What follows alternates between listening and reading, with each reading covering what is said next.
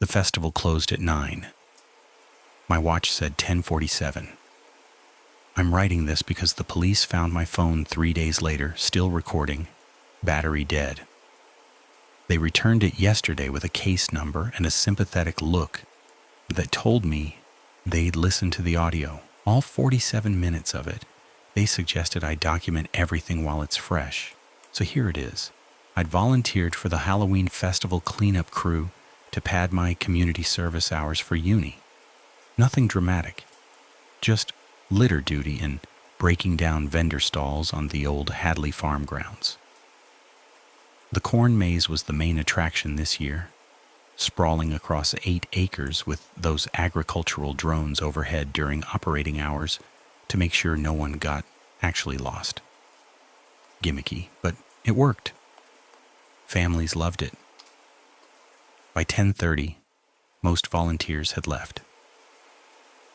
I stayed because I'd promised Janet, the festival coordinator, I'd do a final sweep of the maze perimeter for trash. She'd already gone home, trusting me to lock the equipment shed and leave the keys in the drop box. The floodlights shut off at 10:35, not gradually, all at once. The entire grounds went dark except for the safety strips along the main paths, those dim solar things that barely qualified as light. I checked my phone, no signal, which wasn't unusual out here. The nearest cell tower was 2 miles east. I'd been near the maze entrance about to start the perimeter check when I heard the first voice, a woman, calling out a name. Emma, where are you?" I shouted back. "Festival's closed. Exits this way." Silence, then rustling, deep in the maze. The corn was dead dry this late in October, the stalks brittle and loud. Whatever moved through them wasn't being careful. I walked toward the entrance, intending to guide them out. That's when I saw the maintenance gate, one of 4 staff-only access points we used for emergency extraction, standing open. I'd locked it myself 2 hours earlier. The padlock dangled from the chain, open but still threaded through. Someone had a key. "Hello?" I tried again. "I'm with the festival crew. I can help you find the exit." Footsteps behind me, fast. I spun. A man stood maybe 20 feet away, just outside the weak reach of the path lights. He wore a high-vis vest like mine. For a second, relief flooded through me. Another volunteer, maybe someone I'd missed during head count. "Jesus, you scared me," I said. "Did you see anyone else in there?" He didn't answer, just stared. His vest looked wrong, too clean. Ours were all mud-splattered and torn from weeks of setup work. "Do I know you?" I asked. He smiled. Not friendly, the kind of smile that comes before bad news. "Emma's waiting," he said. My stomach dropped. "Who's Emma? You should check." He stepped sideways into the maze entrance. The corn swallowed him immediately. I'm not an idiot. Every instinct screamed to run for the car park a quarter-mile west. But if there really was someone lost in there, kid maybe, separated from family, I couldn't just leave. I pulled out my phone, turned on the torch, and started recording audio. At least there'd be evidence if something went wrong. The maze in darkness was different. During operating hours, it was playful. Corny Halloween music piped through hidden speakers, volunteers in costumes stationed at dead ends. Now it felt hostile. The stalks pressed close, their leaves scraping my jacket with every step. The path twisted constantly, designed to confuse. I'd walked this maze a dozen times during setup, but without the overhead lights and directional signs, I was guessing. I found the first marker at the 3-way junction, a red ribbon tied to a stalk. We'd used blue ribbons for staff navigation. Red wasn't ours. Another ribbon 20 feet ahead. Then another.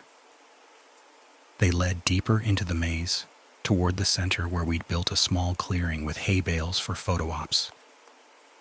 The woman's voice again, closer now. Emma, please, I can't find you. She sounded genuinely distressed. I called out, I'm coming, stay where you are. The ribbons continued. I followed, phone torch cutting a weak tunnel through the dark. My breath came faster. The corn rustled constantly now. On all sides, like dozens of people moving parallel to me. I reached the center clearing. Empty. Just hay bales and a scarecrow we'd positioned for photos, slumped on its post. But the hay had been rearranged. The bales formed a rough circle, and in the middle, someone had laid out children's clothes. Small jeans, a pink jacket. Shoes, no child. My hands shook. I backed toward the path I'd come from. The man in the high-vis vest stood blocking it. She's not here, he said. But you came anyway. Behind him, 2 more figures emerged from the corn. The woman I'd heard calling and another man. Both wore volunteer vests. Both watched me with that same empty expression. What is this? My voice cracked. The woman tilted her head. We needed someone who'd stay. Someone helpful. For what? The first man pulled something from his pocket. A phone. He tapped the screen and held it up. A photo of me taken from the festival's volunteer coordination group chat. My full name. My university listed in the bio. You posted about doing cleanup alone, he said. Very considerate. I ran, not toward the exit, I'd lost my bearings, but away, into the maze. The corn exploded around me as they followed. I could hear all 3 spread out, coordinated. They knew this maze. Better than I did. I crashed through a wall of stalks, ignoring the path entirely. The leaves cut my face, my hands. My phone slipped, and I grabbed for it, nearly dropping it into the dirt. Ahead, a gap in the corn. The perimeter fence. I could see the car park lights beyond it, distant but real. 20 feet of open ground. I didn't make it. The woman hit me from the side, tackling me into the stalks. The phone flew, I screamed, fought, kicked. She was strong, wiry, her hands locking around my wrists. Then light. Bright, sweeping light. A car. No, a truck. It tore across the field, headlights on full, engine roaring. It skidded to a stop at the fence, and someone jumped out. Get away from her! Janet, the festival coordinator. She held a tire iron in her phone, already dialing. The woman let go. All 3 of them melted back into the corn, silent as shadows.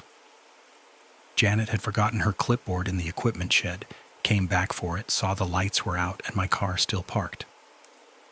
She'd driven around the perimeter and heard me screaming. Police found the clothes in the clearing. They belonged to a girl who'd gone missing from a festival in the next county 2 years ago, Emma Hartwell. They never found her. The 3 people in vests haven't been identified. No one matching their descriptions volunteered this year. The festival coordination chat was hacked. My post about staying late was deleted remotely while I was still in the maze. I don't volunteer anymore, but sometimes, late at night, I check that chat. And last week, someone new joined. No profile picture, no name. Just a message, posted at 10:47 p.m. Who's staying after close this year?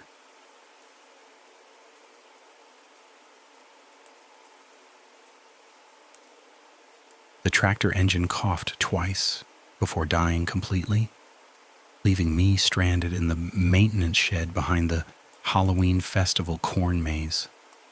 I'd volunteered to help with setup, needed the community service hours for my teaching certificate, and now I was stuck after closing time with a dead phone battery and the distinct impression that someone was still in the maze.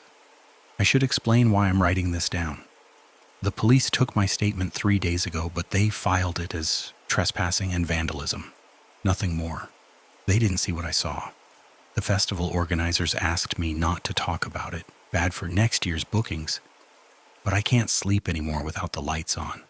The Hartwell Farm Halloween Festival ran for 2 weeks every October. I'd been helping since the previous Tuesday, mostly directing parking and selling cider. That Saturday was the last night, and I'd stayed late to help Gary, the farm owner, secure equipment. He'd left around 9 to deal with a vendor dispute at the main barn. Told me to lock up the shed and walk back through the staff path, a clear trail that skirted the maze entirely. But the tractor wouldn't start. I'd driven it back from the pumpkin patch, parked it in the shed, and when I turned the key again, nothing. Battery was fine yesterday. Gary had the only other key and he wasn't answering his cell. Mine was dead. I'd been using it all day to coordinate volunteers and forgot to charge it. The shed sat at the maze's far edge, maybe 200 yards from the main festival grounds. Through the single grimy window, I could see the maze entrance, its wooden archway decorated with fake cobwebs and orange string lights. Most were off now. The ones still on flickered irregularly, casting jittery shadows across the corn stalks. That's when I heard the footsteps. Not on the gravel path, inside the maze. We'd cleared everyone out at 8:30. Gary was obsessive about it, walked every path himself with a megaphone. The maze covered 3 acres, but it wasn't complicated. No one could hide in there for an hour without being found. The stalks were too dense to push through, and we'd installed motion sensor cameras at all 4 exits after kids tried sneaking in last year. The footsteps continued, steady, purposeful, moving deeper into the maze, not toward any exit. I opened the shed door. Cold air hit me, October in rural Vermont, temperature dropping fast after sunset. My breath fogged. I called out, keeping my voice level. Festival's closed. You need to leave through the main exit. No response. The footsteps stopped. I waited, counted to 30. Then I heard something else. A low, dragging sound like someone pulling a heavy sack through the dirt paths. It moved from the maze's center toward the western edge, where the corn bordered the tree line. Gary had warned us about the western section. The ground there was unstable. An old well had collapsed decades ago, and the area had never been properly filled. We'd roped it off, put up signs, but the dragging sound was coming from exactly that direction. I grabbed the flashlight from the shed's tool rack. The beam was weak, battery probably dying, but it was better than nothing. I walked toward the maze entrance, gravel crunching under my boots. The festival grounds behind me were dark, except for a few security lights near the barn. No one was coming back here tonight. The dragging stopped. Then I heard breathing, harsh, labored, somewhere in the maze's northern quadrant, close to where the sound had been, but not quite the same location. Like whoever it was had moved fast and was now out of breath. I stepped into the maze. The entrance path was wide, lined with hay bales and illuminated signs pointing to different routes. My flashlight picked out muddy boot prints, fresh, size 11 or 12, heading toward the center. Not the route to any exit. The corn stalks were over 7 feet tall, dense, and rustling, despite the still air. I followed the prints, calling out again. I'm a volunteer. I'm not security. Just need to make sure you're okay. A voice answered. Male, calm. I'm fine, just looking for something. That should have reassured me. It didn't. The voice came from straight ahead, but the boot prints veered left at the next junction. Someone else was in here. I stopped walking, played the flashlight across the paths. The maze had 12 junctions, multiple dead ends, and one clear route to the center where we'd built a small platform for photos. From there, visitors could take 3 different paths out. I knew the layout, had walked it 20 times during setup. But I didn't know who was in here with me, or why the boot prints were leading toward the roped-off western section. "Where are you?" I asked. Tried to sound casual, failed. "Close," the voice said. Now it was behind me. I spun. The flashlight beam hit nothing but corn and darkness. My heart rate spiked. I backed toward the junction, keeping the light moving. The dragging sound started again, this time from the eastern paths, opposite direction from the voice. 2 people, at least. I turned and ran toward the center platform. Stupid move, trapping myself. But I needed higher ground. Needed to see. My boots slipped on the damp earth. The corn stalks seemed to lean inward, closing the path behind me. I reached the platform and climbed the 3 wooden steps, swinging the flashlight in wide arcs. That's when I saw them. 2 figures standing at different junctions, perfectly still. One wore a Halloween mask, cheap plastic skeleton, the kind we sold at the gift shop. The other was in ordinary clothes, no mask, face obscured by shadow. Neither moved. They just stood there, watching me. I shouted, asked what they wanted, told them I was calling the police. Empty threat with a dead phone, but I hoped they didn't know that. The figure in the mask tilted its head. Then it reached up, slowly, and removed the mask. In the weak flashlight beam, I caught a glimpse of a face I recognized. One of the vendor staff. A guy named Colin, who'd been selling kettle corn all week. His expression was blank, completely empty. The other figure stepped forward. I still couldn't see the face, but I heard the voice again, clearer now. "You weren't supposed to be here." Behind them, deeper in the maze, I heard more footsteps. Multiple sets, converging on the center. I jumped off the platform and ran for the southern exit path. Didn't look back. The corn stalks blurred past, my flashlight jerking wildly. I heard them following, not running, just walking with that same steady, purposeful pace. The exit appeared ahead. Orange tape, a wooden gate, the gravel parking area beyond. I hit the gate hard, shouldered it open, and sprinted across the lot toward the barn. Lights were on inside. I could hear voices, Gary's among them. I glanced back once. They were standing at the maze exit, 5 of them now, silhouetted against the flickering string lights. Colin in front, the others behind him, watching me run. Gary found me hyperventilating near the cider stand. I told him everything. He walked back to the maze with 2 other staff members. They found nothing. No footprints except mine. No signs of anyone else. The motion cameras at the exits showed only me leaving. But when they checked the western section, the roped-off area, they found the rope cut and the ground disturbed. Something had been dug up. They wouldn't tell me what. Gary made me sign an NDA, said it was farm property issues, nothing to do with the festival. Colin stopped showing up to work the next day. I asked about him. No one seemed to remember him clearly. The festival coordinator checked the vendor records. No Colin listed. But I bought kettle corn from him 6 times. I have the receipts. I finished my community service hours somewhere else. The corn maze opens again next October. I won't be volunteering.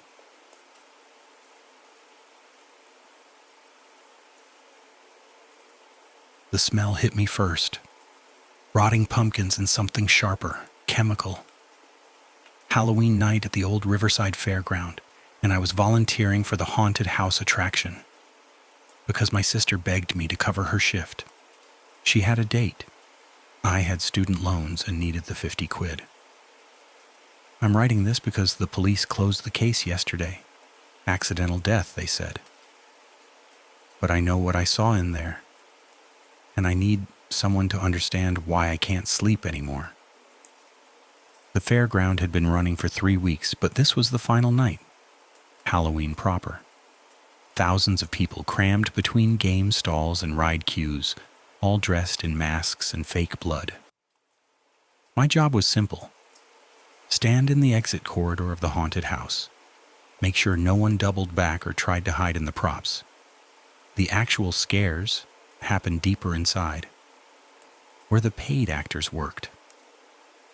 I just had to watch a dark hallway for 4 hours. They gave me a high-vis vest and a torch. The supervisor, Marcus, was a community theater regular who took the whole thing too seriously. He briefed me in the staff tent, shouting over the screams from the Gravitron. You see anyone acting weird, you radio me, don't engage. We've had issues with drunk lads trying to scare the actors. I nodded. Easy money. The haunted house was built inside an old aircraft hangar at the edge of the fairground. Inside, they'd constructed a maze of plywood corridors painted black with strobing lights and fog machines. The route took about 8 minutes. Groups of 6 went in every 3 minutes. My post was at the end, where the corridor opened into the gift shop. By 9 o'clock, I'd seen maybe 100 people stumble out, laughing or clutching their friends. Standard. Then the power cut happened. Not a full blackout. The emergency lighting kicked in, dim red bulbs spaced every 10 feet. But the strobes died. The fog machines stopped. The soundtrack of screams and chainsaw noises went silent. In the sudden quiet, I could hear the fairground music outside, tinny and distant. Marcus's voice crackled over the radio. Power's out in the house. We're clearing it now. Hold your position. Don't let anyone back in. I stood at the mouth of the exit corridor, torch in hand, and waited. The actors would guide everyone out. Simple. Then I heard footsteps. Wrong direction. Coming toward me from the gift shop, not from inside the maze. I turned. A figure stood just outside the exit, silhouetted against the shop's emergency lighting. Tall. Wearing one of those rubber Halloween masks, pale, featureless, no expression. They didn't move. Attraction's closed, mate, I called. You need to leave through the main exit. They stepped into the corridor. Slowly. The emergency lights made their shadow stretch toward me. I raised the torch. Seriously, you can't be in here. They kept walking, not fast but deliberate. I backed up, radio in hand. My thumb found the button. Marcus, I've got someone coming in through the exit. Need assistance. Static. Then his voice strained. Can't leave my post. We've got people still inside. Just get them out yourself. The figure was 10 feet away now. I could see details. Black coveralls, gloves, work boots. The mask had eye holes, but I couldn't see anything behind them. They raised one hand, held something, a knife, not a prop. I'd worked in a kitchen during 6th form. I knew the weight of a real blade. Stop, right there. My voice cracked. They stopped, tilted their head, then lunged. I ran deeper into the maze, away from the exit. My torch beam jerked across fake cobwebs and plastic skeletons. Behind me, steady footsteps. Not running, walking. The maze was a nightmare without the effects. Just black corridors and random turns. I couldn't remember the route. I hit a dead end, spun, took another turn. My radio was dead, must have knocked the battery loose. I found an alcove, one of the actor stations, a small space behind a false wall where someone in a clown mask was supposed to jump out. I squeezed inside, killed the torch, and pressed myself against the plywood. Footsteps passed. Stopped. Came back. I held my breath. The emergency light barely reached this far. Everything was red shadows and darkness. The footsteps moved on. I counted to 60. Then I slipped out and went the opposite direction. I found a group, 3 actors in costume, guiding 4 punters toward the exit. I fell in behind them, shaking. When we reached the gift shop, Marcus was there with 2 security guards. "Where the hell were you?" he snapped. "Someone came in with a knife," I said. "Chased me." He stared. "What?" The guards went in. They searched the entire maze. Found nothing. No one in coveralls, no mask, no knife. But they found Tom, one of the actors. He'd been in the maze the whole time, working the chainsaw bit. When the power cut, he'd stayed in position, waiting for the all clear. They found him in the corridor near my alcove. Stabbed twice. He died before the ambulance arrived. The police interviewed everyone. They checked the CCTV, but the cameras inside the maze weren't working. Something about the power surge. The external cameras showed thousands of people in masks and costumes. Impossible to track anyone specific. They ruled it an opportunistic attack. Someone took advantage of the blackout. Maybe a drunk reveler who panicked. Maybe someone who'd planned it. They never found the weapon, never found the coveralls or mask, both common items at a Halloween fair. Marcus told the police I'd abandoned my post, that I'd made up the story to cover for leaving. The other actors backed him up, said I was jumpy all night, complained about the job. No charges, just a closed case and a dead man. But here's what I can't explain. When they found Tom, he was holding something, a scrap of fabric, clutched in his hand. Black, heavy-duty, coveralls material. The police logged it, but Marcus insisted it was from a costume. Could have come from anywhere. I moved back home after that, dropped out of uni. I can't handle crowds anymore, especially not at night. Can't handle masks, because I keep thinking about the way that figure moved. Patient. Methodical. Like they knew the maze better than I did. And like they'd been waiting. And sometimes late at night, I wonder if they're still waiting. If they know I saw them. If they know I'm the only one who believes they were real. The fairground's opening again next week. New Halloween event. I got a message yesterday. Anonymous number. Just 2 words. "See you soon."